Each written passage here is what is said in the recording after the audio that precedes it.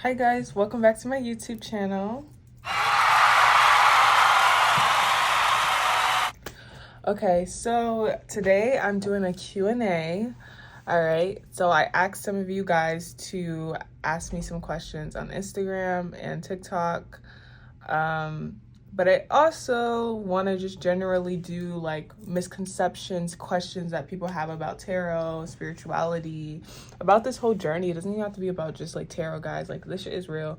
So I do have my computer here, and I just have some questions that I scroll through on TikTok with my content that people ask significantly. And then we're gonna go into, in the end, questions from my actual viewers. Okay, so let's get started. Okay, so the first question is people who drain your energy. So when it comes to energy vampires, that is what I call them.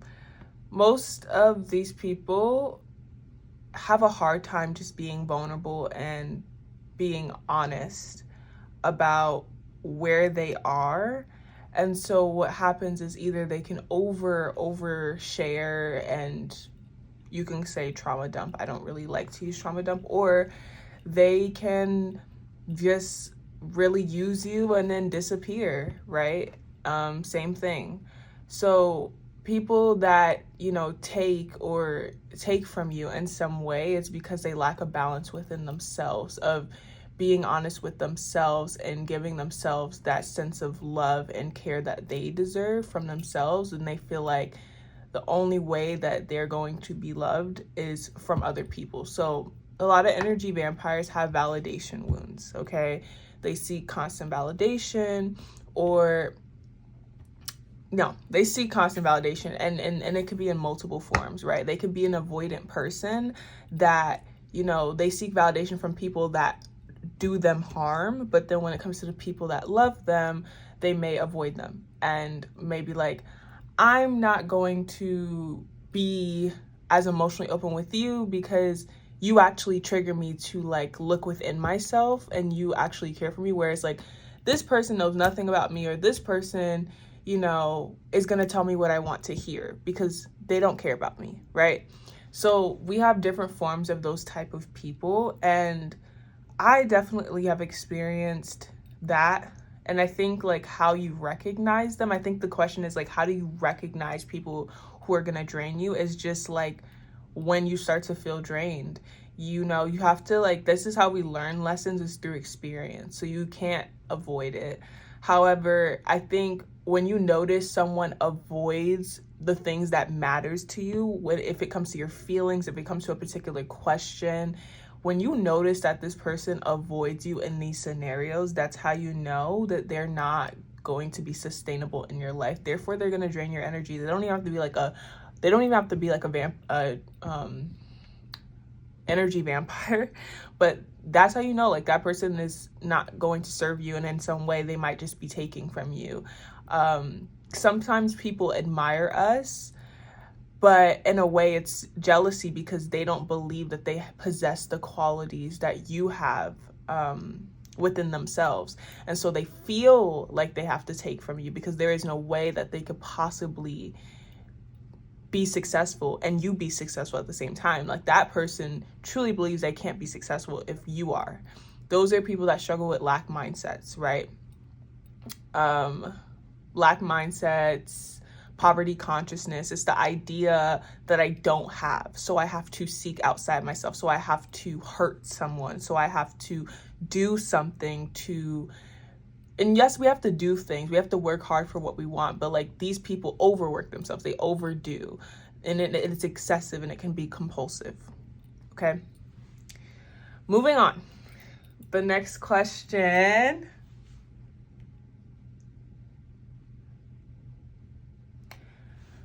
struggling with loneliness. So I think that loneliness is something I'm very aware of and in touch with. And it's weird that I say I'm in touch with loneliness. I'm very cognizant of that word and of that feeling. I've felt it in so many scenarios based off of different wounds that you have. If you have abandonment wounds, you constantly feel lonely. Even when someone loves you, you can't feel that. And that's something I experienced, being personal here. Like, I experienced that. Like, someone can tell me they love me. I prefer words of affirmation, right? But even someone telling me they love me, it's hard to believe that, right? Because people leave. Because you have someone like me needs to be proven through actions and through long-term security in that connection. Through all the shit that we go through, we still stick together in some way, and the connection can still be healthy. That is proof that, to me, this is love. And that's not for everyone. I'm not for everyone, right? But that's how I deal with, I think that's where my loneliness comes from. It comes from my abandonment wound. And I think that's with a lot of my clients and a lot of people I meet, I feel like that's where their loneliness stems from. When your friends abandon you, when you feel like you can't trust people, it just gets lonely. And then when you feel like you can't trust yourself and you blame yourself for the things that happen, which I think is something I do a lot, is like, if I keep attracting the same situation, even after I work on myself, I start to feel like it's my fault. Like, it's my fault. I'm attracting this person. It's my fault. And that's where I think a big part of my loneliness has to do with expectations. I don't know if this resonates, but it's feeling like in society, we're expected to be at a certain place by a certain time. And that's lonely, because that's not realistic. And so because we feel like we have to be at this certain place, we compare ourselves to others. That's one.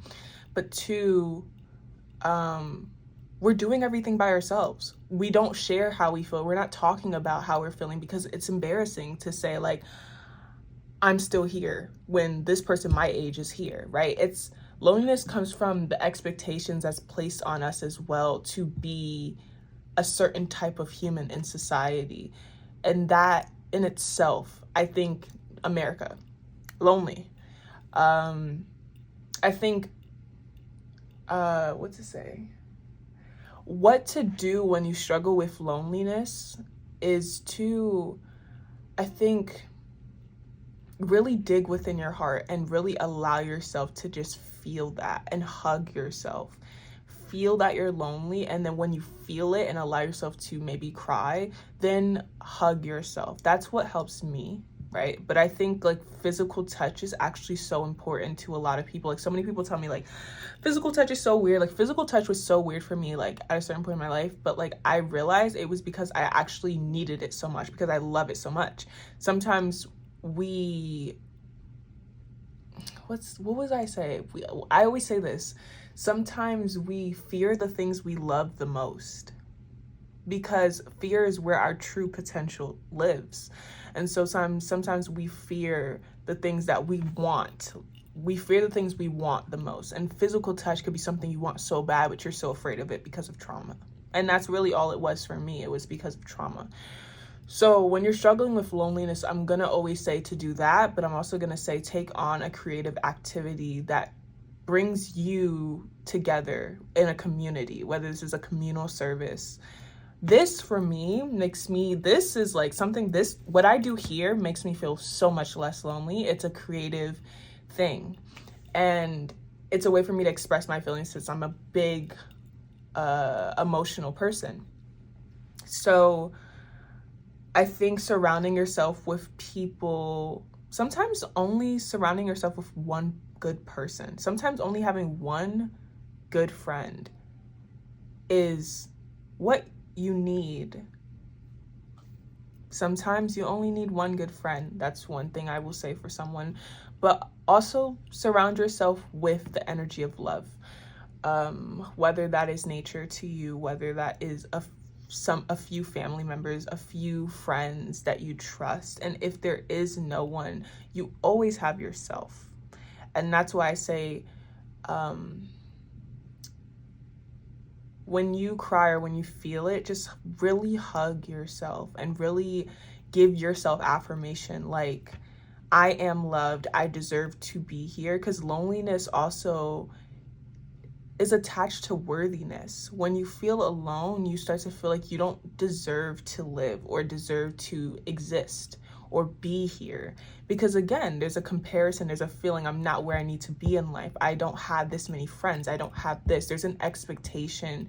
And so loneliness again is attached, and we attach our worth to societal expectation. We attach our worth to social media at times and how we look and how much money we're making. And so it's super important to have a practice outside of your job, outside of your looks, outside of what you do for work. It's important to have downtime and quality time for self, with family, with people, with your dog, with your pet. Get a dog, with someone that loves you and you love them. It's important to have a separate life outside of your work. Okay, I'm getting in deep. I'm gonna skip past generational trauma. Generational trauma is rooted in systematic abuse. It is something that truly our family, we do not deserve to have to deal with and heal from, but it also is our birthright. The abundance that's within that healing is your birthright, is my birthright, is ours, right? If you feel you're the chosen one. Generational trauma is really set from, I think, the place you grow up in and the tradition and the religion and how your family was raised, and it gets passed on. And when you're the chosen one, you kind of unfold and realize none of these things matter. None of these things are real, or this is not how I want to raise my future children. This is not how I want to live my life, because I know something about it is not authentic to me. It's not authentic to what I deserve. It doesn't align with what I deserve. Generational trauma is hard because the trauma comes from your family. It really could be, started in the home, with your mom, with your dad. And it requires a lot of patience because it doesn't leave you. Like, even if you think you broke the cycle, it's a lifelong process. But one thing I will say is, if you can trace your roots and know where your ethnic background and know where you come from, and maybe travel to those countries, go travel to your roots, and go surpass your family and what they told you and the things they put in your head. If you can truly connect with your roots and your ancestors, it will be much easier to live with the generational trauma, or to feel like you're breaking the cycle constantly, because you're living a life of health and wealth and abundance. It's not, I'm doing something that makes me feel like I'm leaving this trauma behind. It's a constant way. It's a new lifestyle. I always suggest travel for healing. Travel. When people say, oh, how do you heal? One of the questions here is, how do you heal? If you can't travel, that's okay. That is okay. And if you are working your way up in money and saving to travel, please continue. I highly recommend. But I think for people that know about their generational trauma and know about their family's ancestry, it's, when it comes to generational stuff, the root is your ancestors. To have a relationship with them, to have a relationship with your roots and your practices, and your culture, so that you can rewrite your story. It's really all about rewriting the story and the narrative. Just because your mom lived this way and your dad lived this way and this person lived and your grandma lived, doesn't mean that you have to live this way, and you know it, and you know it, and you know it. And it's not just a knowing and logic, it's a knowing and intuition. It's a knowing in your gut that I am meant for more. So travel, right? Physically moving yourself far and wide is such a way. Knowledge is abundance. The knowledge, the wisdom that you have is your abundance. That is what this is about. It's about rewriting your story because you have the knowledge and the abundance. Okay. moving forward. How to have a high frequency. So when it comes to high frequency, like, I'm gonna just tell you like the basics. Eat good. Listen to things that make you feel good. Read things that make you feel good. Wear things that make you feel good. Be around people that make you feel good. Like when I say good, in your gut health, okay? Food that helps your gut. People that helps your gut. Your gut is your intuition, and things that help your gut are things that align with you because it's healing in your body. It's helpful. People that have emotional safety, emotional intelligence. In terms of a high frequency, that is the basics. Meditate, go out in nature, go out for a walk, be yourself, be authentic. That is how you have a high frequency, right? I said all that other stuff. How to have a high frequency is to be authentic. That is it. You will inspire so many people. You will have people asking you, how do I get like you? Because you're your authentic self. And all you need to say is, because I choose to show what most people hide. I choose to be my authentic self despite others. Most of the time, what hinders our frequency is us caring what other people think. It's crazy. But the energy it takes to care about what other people think is what hinders us. That is it. I feel like authenticity.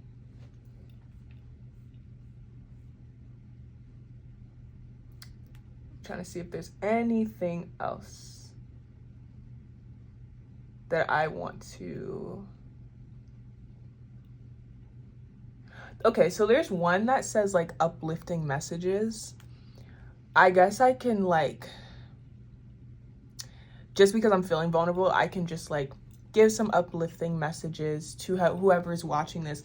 If any of this resonates with you, because I know these are deep topics, know that you are loved. Know that there's a reason you are here and that your voice matters, and how you use your voice matters. Your voice could be dancing, your voice could be singing, your voice can be a motivational speaker. Your voice could be writing. But don't let anyone kind of put that in a box. Something I've been working with is understanding that I don't have to explain myself. I don't have to tell people what I'm doing. And I can truly say what I want to say. Like, I don't have to explain myself. That feeling, I don't have to prove myself. So I'm going to say to you that you have nothing to prove to no one. Society has made a big deal of everything, but it makes you feel lonely. It makes you feel lonely when you pretend to be someone you're not, or when you feel like you're constantly stuck between who you truly are and who you feel like you have to be. That has been my battle. That is a lot of people's battles. Know that you're not alone. Know that you have a voice. Know that you can use your voice. And you have nothing to prove to no one. Know that the greatest love is within yourself. Your soulmate, your number one, is within yourself. And that there is not just one soulmate in this world. There is so many within friends, romantic, godmother, godfathers, right? So I just want you to know that I love you and I care for you, and that if you're struggling with any of these things, I can't say that everything's just going to get easier, but as you understand yourself, you'll see that certain things get better with time. You become better at it, you know? It doesn't necessarily get easier, but you become better at this life shit. Like, how to put it that way. You just become better. All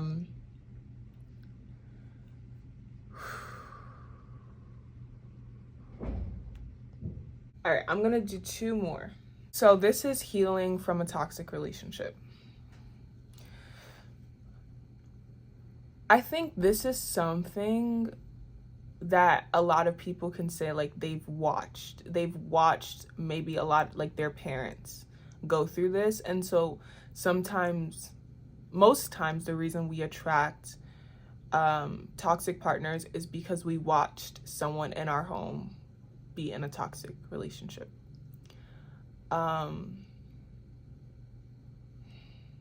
This is the part where it's like the uplifting messages come in of like, know that you're loved and like all these things. I'm not even sure if I can even like talk about how to do that.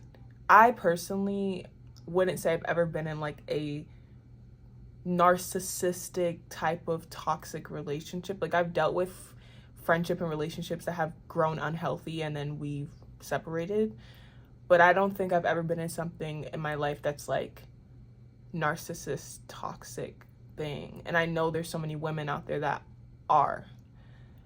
And I personally don't think I can actually answer this question. And I'm saying that because I genuinely have not experienced anything of like what I've seen. I've seen so many people, not just women, people not know how to get out of it, not know what to do. And only thing I can think of is my uplifting messages of knowing that you are loved.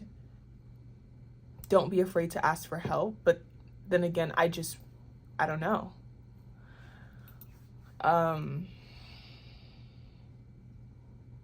Don't be afraid to ask for help or to reach out. I'm just going to say it because I'm here. If you are in a toxic connection and you fear for your life and your safety, know that there are other people that are going through what you're going through, because I think the feeling could almost be embarrassing. You could feel almost embarrassed because you know it's toxic, but you can't get out of it. And you know it's tearing your friend group or your family apart in some way. And just the feeling of I'm helpless to this cycle must be so much to feel. And I think that me not being a part of your friend group or your family kind of can be helpful, because I'm not angry, I'm not mad, I'm not like pissed off, right? I'm just someone that is here to listen and to understand. I think it must feel really like embarrassing. And I think that just with knowing that that's how that feels,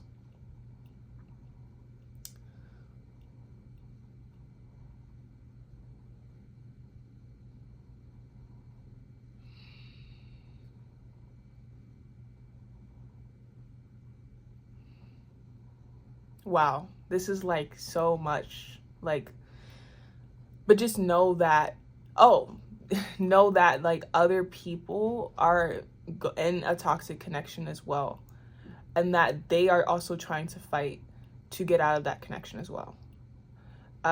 So you may feel embarrassed right now, you feel at your lowest, but just know that there's other people in this world that are actually going through the same thing as you and are fighting to get out. And if they can do it, you can do it. If you're not the only one on this planet dealing with this, that means if someone got out of a relationship before and healed themselves, then you can do it too. And that's all I can say about that. I've witnessed people, right? But I mean, looking back now, I wouldn't even say that like I've been in like a romantic toxic connection or even like platonic, but I would say like within family and within home, back to the generational trauma and stuff like that, like I've definitely experienced like trauma within the home.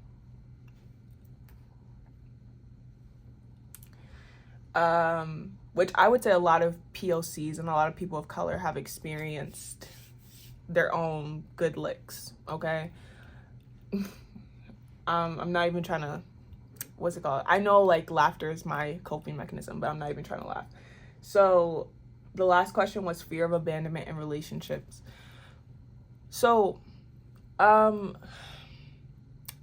am the perfect person for that, because I am, like I said from the beginning, I definitely have an abandonment wound that I still have to deal with for the rest of my life. And people say, how do you heal these wounds? Healing is not linear. Healing never ends.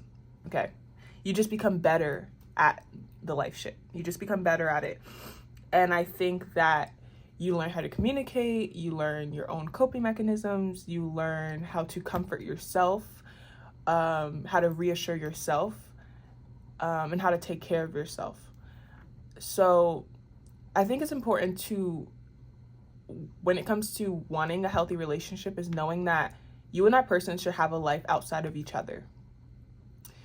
You should be able to do everything that you want from that person. You should be able to do that for yourself. Now, in a relationship, now this is actually great.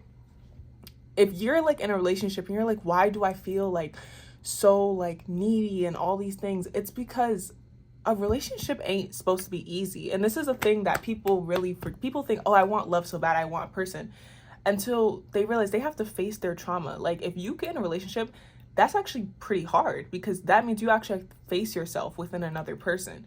People don't realize if you're choosing to be in a relationship, you're choosing a journey of work within yourself. It's not a time to be la la land. It's not just love. It's actually a greater form of healing. And so if you do feel all these wounds that you feel like you've healed by yourself come up with a person, it's because people are meant to intensify our wounds so that we can see more of who we are. It's actually not a bad thing. You should always make this person aware of your abandonment wound and communicate that you have this and have that. And if anything, you should honestly be really graceful with yourself, because being in a relationship versus being by yourself with your own trauma is hard. Being with someone else and having to tell them and being vulnerable with them and communicating with them is like a responsibility, but also too, it's intense, because you don't have to deal with that alone, do you? No. So I'm almost getting emotional myself. Like, if you think that something is wrong with you for these things coming up, no, one, healing is not linear, but two, it's meant to come up. It's meant to be intensified. Your partner is meant to take care of you. Okay, like, it doesn't have to be codependent, but your partner is meant to take care of you, and you're meant to take care of them. And that's why it's hard, because not only do you have to communicate and be vulnerable, this person then has to communicate and be vulnerable, and then you have to figure out how you're going to take care of them and how they're going to take care of you. And not in the sense of codependency or like y'all are always around each other, but just because a relationship is meant to intensify your wounds so that both of you guys can face each other and commit to serving each other. You're committing to serving each other's souls, like in a way, like serving out a soul contract. That is meant to be intense. That is meant to make you super vulnerable. You might even feel like a baby again. You might feel like, oh my God, like I feel so uncomfortable. That is what it is. So again, if anybody like wants to know like if they should go for a relationship right now or not, it's based off of how much more healing you want for yourself. It's not about, I just want love. That nothing is truly love without the work, and the work comes from self. People view love as a thrill and something to chase because of that feeling. That feeling only comes over time and actually disappears. That feeling is not even love. That's just the high, the honeymoon. That feeling will go away, and you will have to, even on the days that you don't fucking like this person and you don't feel that high feeling, you will learn to love this person because you're learning to love yourself. It's intense, and if you want to be in a relationship, you just have to ask yourself, am I ready to move on to this next level of healing? That's how you have to view it. Don't view it as, I want love. That will end. That connection will end quicker than it came. That connection will end. So if you want love, that's fine. But if you want a relationship and something that can truly blossom, you have to be at a certain level within yourself to not only say, I'm ready for a relationship, but to be able to receive that person's love, to receive the love you actually deserve. Okay? So that was it, I think, for just like fear of abandonment.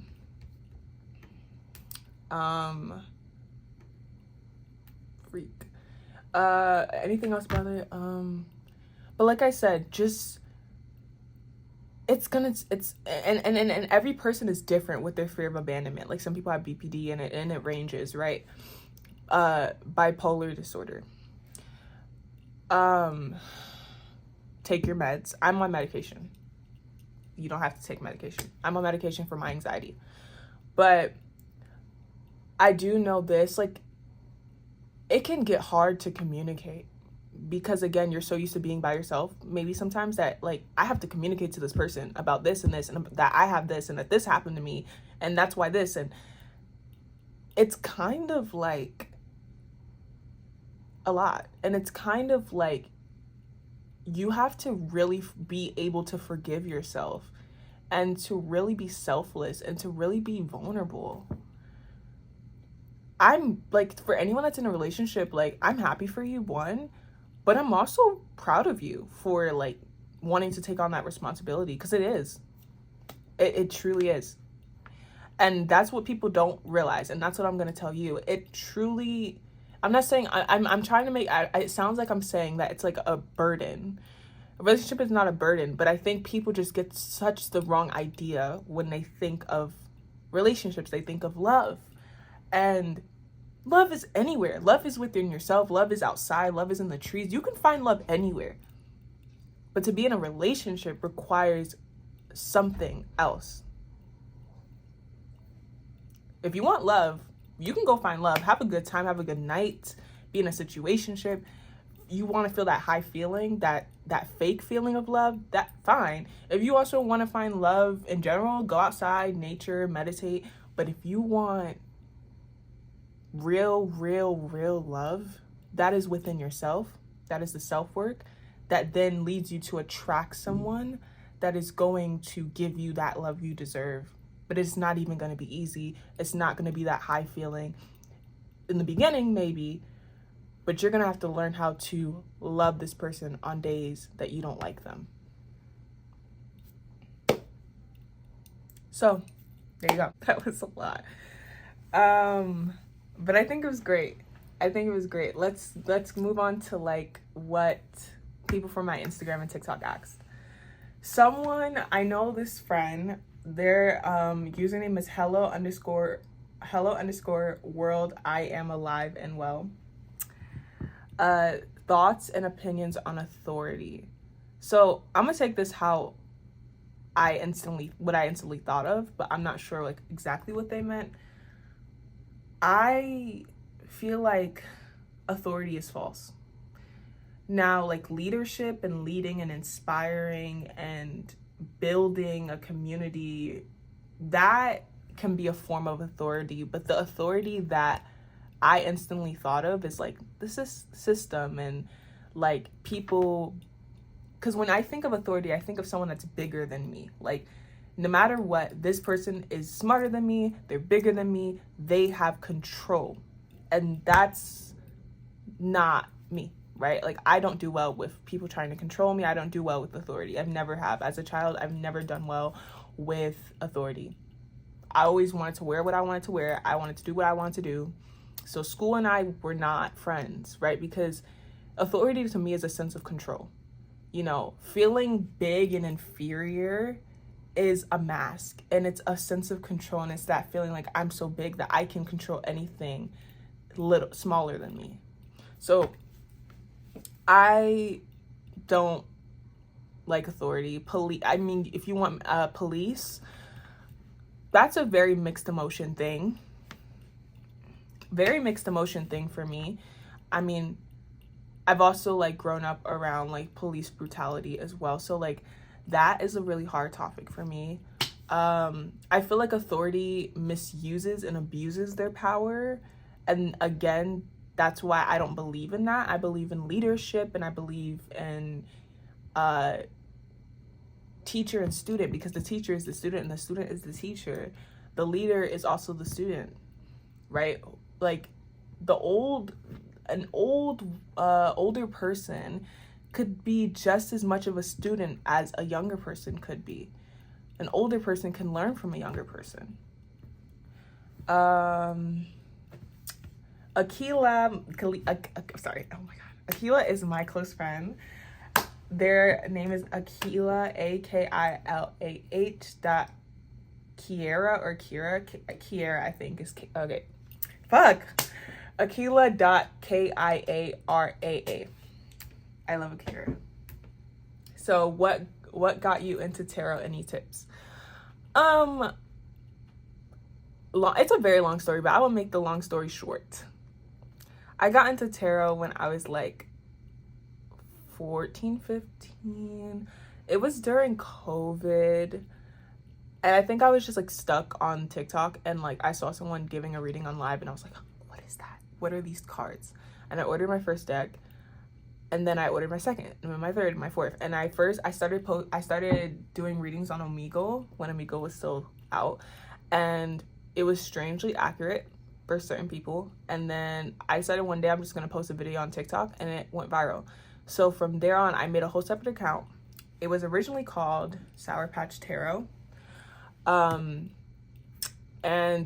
it was just like so much people, like so many things happening so fast. So many people believed what I was saying. I was fairly young when I started on TikTok, and like even looking back now, I'm like, oh girl, like not saying I was misleading anyone, but just like seeing where I am now and where I was then, like I truly believe that everything that happened was meant to happen. Like I feel amazing.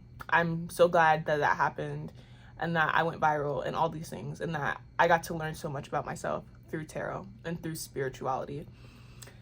Any tips that I have? I would say, so I'm a Virgo, so I'm someone that likes to do a lot of research, and like I will read a fucking book. Like if I want to do something, I will research it down. That's me. A lot of people don't feel like doing that. Unfortunately, that is reality. If you want to read the cards, that is the reality of what you have to do. I would recommend getting a separate book from the deck, like getting an actual tarot book. This is the Modern Witchcraft Book of Tarot. Maybe I will link it down below. I got it off of Amazon. This is how...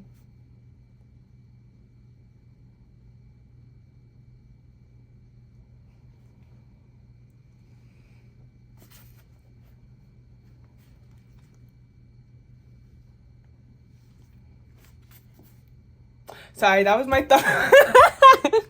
that was my thumbnail moment, because like, hello, I have to get a thumbnail.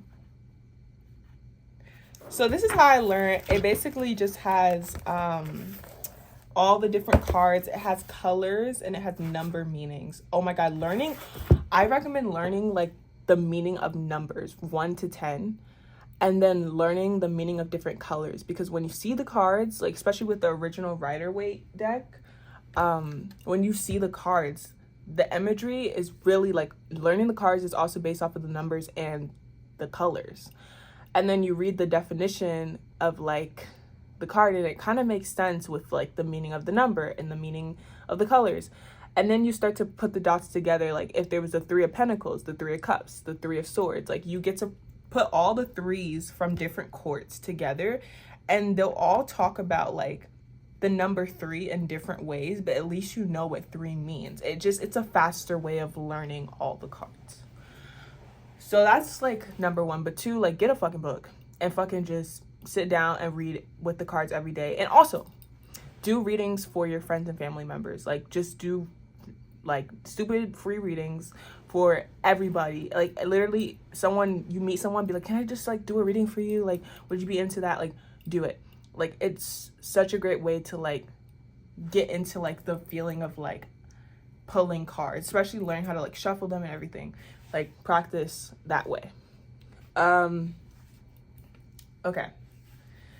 Duru_Sue_. This is someone that goes to the college I'm at right now. What's your favorite animal and why? I love this. This is like so chill. I need this. My favorite animal, I would say, is a cheetah. One, I love leopard print.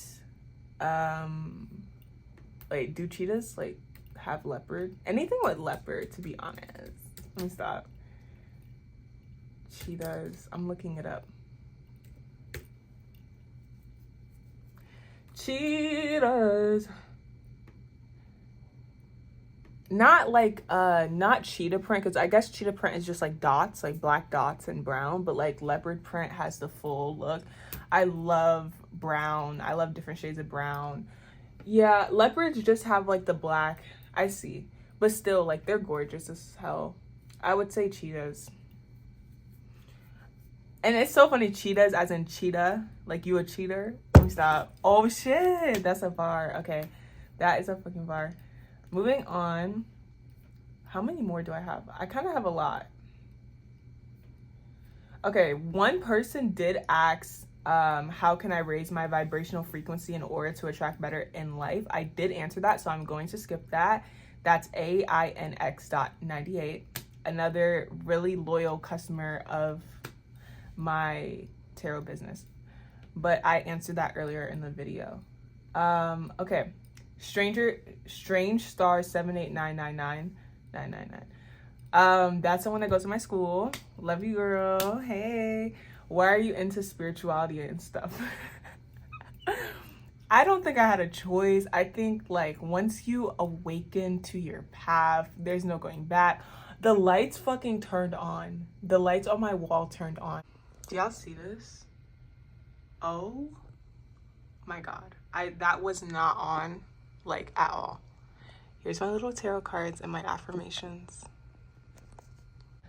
Yeah, I didn't have a choice. I feel like once I started using the cards, I just like everything opened up for me. Like that's when again I started attaining knowledge about generational stuff and my feelings and how do I feel and meditation and crystals. Oh my God, the whole crystal thing. I'm not so much into that as much, but crystals and yoga, and I'm already a dancer, so like all the like meditation, all that like really intrigued me. So with the addition of tarot came this whole new world that I was able to really like get to see, especially because TikTok was like bustling with that like shit. Like, and it was not healthy for like a good amount of people because, you know, sometimes tarot readers are very entertaining, but they're not always accurate or very authentic. So, you know, during that time, people were really hung up on their exes. However, I will say like, you find your niche. Like tarot is my niche when it comes to spirituality. To others, like crystals might be their niche. Or I'm not gonna lie, when I dusted this book off, I'm not gonna lie, I'm getting something in my throat. So let me toss this over here. Give me a second. Yeah, that's the best way to put it. You'll find it once you get into it, you find your niche. Like you find like the things that you enjoy. Like crystals, I wear them. Like I don't think I praise them or like care to meditate with them. But yeah. Do you believe in demons? What does good or evil look like in your beliefs? The person that asked this is my friend from high school. Excuse me. Let's _talk_2_flowers. This is Andre from high school. We went to high school together. Oh my God. So happy to answer this question. So I do believe in demons. I believe in deities, which interchangeable. I believe like you can serve deities, you can serve demons, but it does always come with a price. Serving deities and demons comes with a price, and it comes with a sacrifice, and it can fuck your brain up. It's okay, like if you're ready for it, if you feel like you're ready for that change and whatever this deity is offering you, go for it. But no, like from the outside, people, when you are like watching your friend or watching this person serve this deity, like you see them change. They may not even realize it, maybe they do, but something does change. So I prefer to move closer to ancestry. I've never worked with a deity or a demon. I prefer to get closer with my ancestors, and I feel like that's something I'm trying to work on for myself, like how I do that and how I connect with my ancestry. I think at least before I even work with a deity, I should really have a strong relationship with my ancestors. Yeah, and a deity could be like Aphrodite, Lilith. Was that Lilith? I don't know, shit. I'm just Santa Muerte, okay? Santeria. Well, Santeria is like, but Santa Muerte, okay? What does good or evil look like in your beliefs? I do not believe in good or evil because I kind of connect that to like religion, and I'm like not religious. Like I'm the opposite of religious. So like conforming myself to those things don't exist for me. I feel like if something is quote unquote bad, like I'll just feel it. I'll just feel the feeling of like, this is evil. Like if I'm in a friend group with someone and they're talking to me about something that's going on in the world and everyone's like, this is bad, like I'll probably be like, yeah, this is bad, because I can feel it, because I can feel the intention, I can feel how it affects everyone and everything, you know? But I like to be a person of understanding and see things from see many perspectives. Like I said, I'm not religious, so I like to learn. I like to observe and try to understand people the best that I can. I feel like it grows my experience beyond and helps me get a broader sense of life, and just like frees me, gives me freedom. So neutrality is like things, I like neutrality. I like the idea of like, it doesn't have to be good or bad. You know, it doesn't have to be just one thing. It could be both. It could be good and bad. You know what I mean? Like,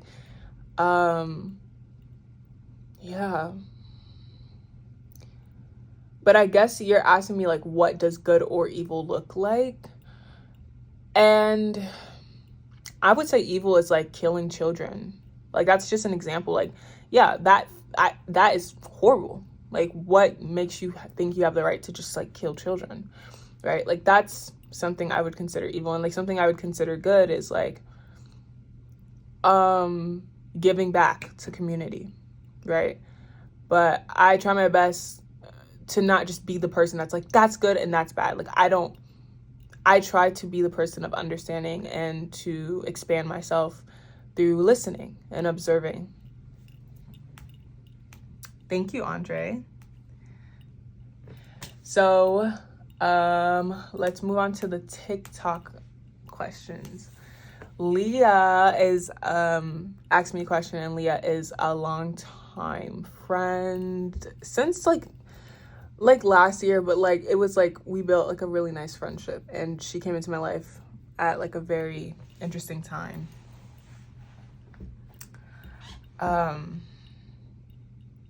Yeah, she came into my life at a very interesting time, and I was going through it, and she helped me financially and spiritually and emotionally and mentally, and she's just such a wonderful person. So everyone send Leah some love.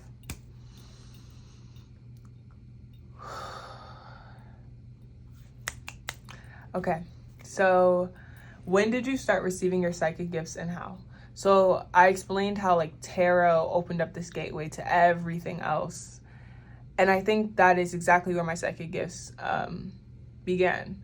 I start obviously, also something I want to explain is that like my gifts are generational. It comes with the trauma, but it's generational on my mom's side, and it could be on my father's side. And that's something I'm, again, trying to still figure out with my ancestry. So that's where I am on my journey. That's what I'm working towards. I'm not really looking towards offering for Didi. But yeah, my gifts are generational. And the reason I say mom instantly is because my mom told me that she like had these gifts growing up, and like she suppressed them. And so instantly I'm gonna think, and then also my grandma and just like a few others. So I'm like, okay, my mom. But also like a lot of the generational trauma I do factually, like I know is more on my mom. It's on my mom's side. I just haven't I don't know too much about my dad's side. I didn't have like a connection to them. So I think just like getting into tarot, like that opened the portal to the gifts that I was always supposed to receive. And when I was younger, I was very intuitive. I'm not surprised that like this is something I'm into now, because looking back in 6th grade, I used to tell like my mom, or like certain close people, like I talk to this person named Sunshine in my head, and Sunshine guides me. And this was me in like 6th grade. So it wasn't like, oh, I'm stuck in like a loop, like of having an imaginary friend. Like, no, I actually believed an angel was guiding me, and I didn't have a problem talking about it. And I was 12. And I genuinely believe that this angel guided me when when I felt like I was neglected or nobody was guiding me, I felt like that angel was protecting me. So I'm not surprised that, once I did some tarot readings, my third eye just started to expand and I was able to like attain a lot of knowledge and understanding because I was always meant to, right? Chosen one. So yeah. Next question is, are you ever out in public and just really wish that you had your tarot cards on you for some reason? You know what I mean?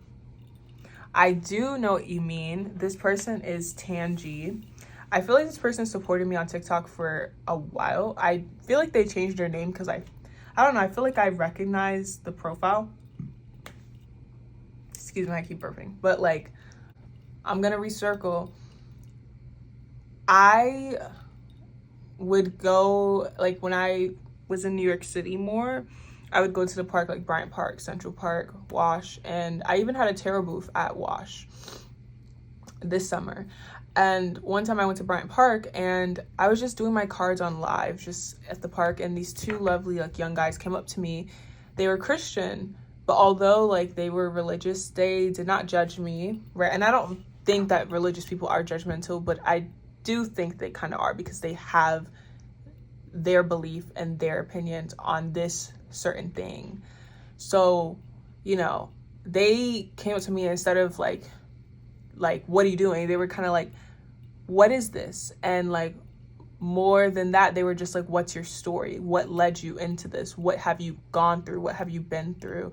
And then they prayed with me, which I think that was like one of the best experiences I've had with just like having my tarot cards out in public.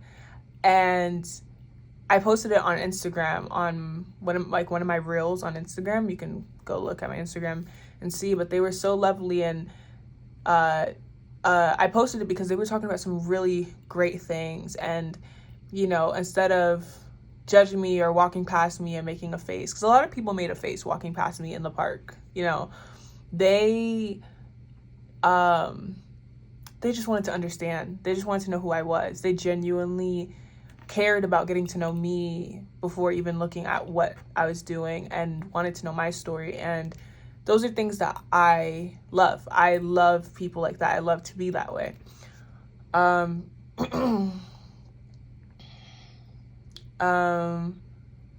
Sorry, give me a second. I'm like blinking out. But there's been other instances where I've definitely wished I've had my tarot deck. Now I carry my tarot deck on me as much as I can in my purse, just for that reason, just because like how much I just want to pull my cards out when I'm at the park. To rewind back to Leah's question, in a way, my intuitiveness kind of started when I was younger. I, again, used to think I was an empath.